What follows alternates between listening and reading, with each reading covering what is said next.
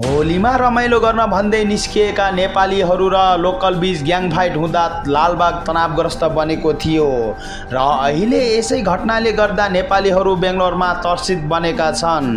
नेपालीहरूको लागि कर्मथलो बन्दै गरेको भारतको बेङ्गलोर सहर अहिले नेपालीहरूले नै गर्दा बदनाम भएको छ। नेपालदेखि कमाउन भनेर बेङ्गलोर आएपछि बेङ्गलोर पस्ने बित्तिकै नसाहरू गर्दै गुन्डागिरी गर्दै हिँड्नेहरू 2-4 जना नेपालीहरूले गर्दा नेपालको नामसँगै नेपाली भाषीहरूलाई आफू नेपाली हुँ भनेर चिनाउन पनि लाज शरम पारेका छन्। यस्ता 2-4 जना पाखण्डी नेपालीहरूले गर्दाखेरि भारतको बेङ्गलोरमा काम गरेर मेहनत गरेर 2-4 पैसा कमाइरहेका नेपाली दाजुभाइ दिदीबहिनीहरूलाई तर्सित बनाइरहेको छ।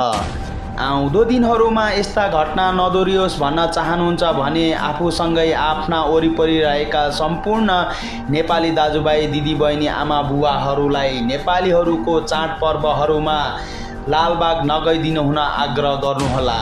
तपाईँ हामीले नै यस्ता घटनाहरूलाई न्यूनीकरण गर्नको निम्ति नेपालीहरूको चाडपर्वहरूमा लालबाग नगइकन आफ्नै कोठाभित्र नै रमाइलो गरेर बस्यौँ भने यस्ता घटनाहरू बिस्तारै बिस्तारै कम हुँदै जानेछन्।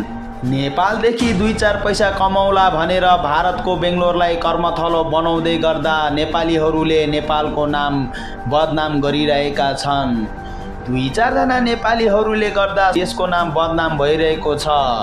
केही वर्ष यता लगत्तै भारतको बेङ्गलोरमा धेरै नै काण्डहरू आइरहेका छन्। श्रीमती हराउनेदेखि लिएर 2-4 वर्षका बच्चाहरूमाथि बलात्कृत हुने लगायत नेपालीहरूले नै नेपालीहरूलाई मर्डर गरिरहेका छन्।